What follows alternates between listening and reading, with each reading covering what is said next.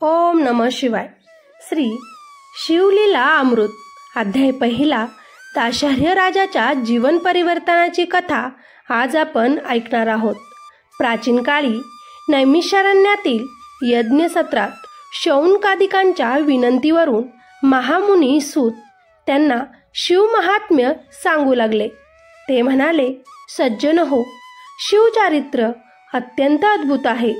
त्याच्या श्रद्धेनं श्रवण केल्यानं सर्व पापांचा नाश होऊन आयुरारोग्य, संतती, संपत्ती प्राप्त होते. सर्व तीर्थ, व्रते व महायज्ञाचे फल प्राप्त होते.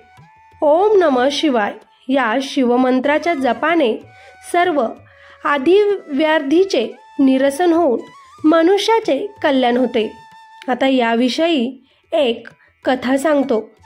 पूर्वी मथुरेत दाशरथी नावाचा एक यदुवंशी राजा होऊन गेला.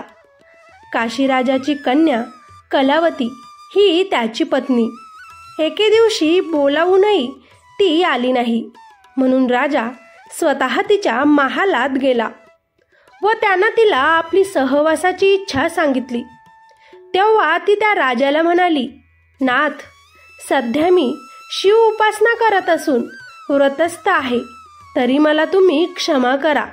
पण कामातूर राजानं तिचे न ऐकता तिला आपल्या मिठीत घेतले. तेव्हा त्याचे अंग अक्षरशः होरपळले. त्या अनुभवाने थक्क झालेल्या राजाने राणीला विचारले, हा काय प्रकार आहे? असे विचारताच ती त्याला म्हणाली, नाथ, मी दुर्वासांकडून नमःशिवाय मंत्राची दीक्षा घेतली आहे. त्याचा अहोरात्र केल्यानं मी पावन झाले आहे.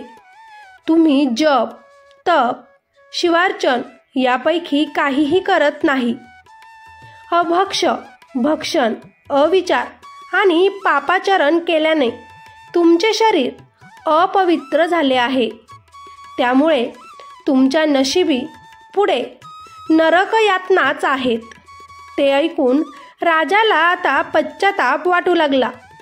त्याने कलावतीला शिवमंत्र देण्याची विनंती केली, पण पती गुरुस्थानी असल्यामुळे तिने त्याला स्वतः मंत्र न देता गर्गमुनींकडे नेले.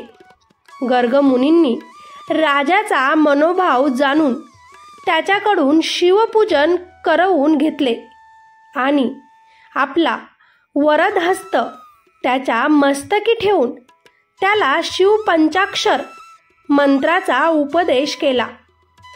त्या मंत्रप्रभावाने राजाला आत्मबोध झाला. त्याच्या हृदयातील अज्ञानाचे व विकारांचे निरसन झाले. त्याचवेळी त्याच्या शरीरातून पापरूपी असंख्य कावळे जळत होरपळत बाहेर पडले. त्यामुळे राजा निष्पाप झाला. आपण माझा उद्धार केला असे म्हणून त्याने मुनींना वंदन केले. आपल्या राज्यात परतल्यावर तो शिवमंत्राचा सतत जप करू लागला. त्याच्या प्रभावाने राजाचे व राजाच्या प्रजेचे कल्याण झाले. सारांश लेखन जितेंद्रनाथ ठाकूर. ओम नमः शिवाय.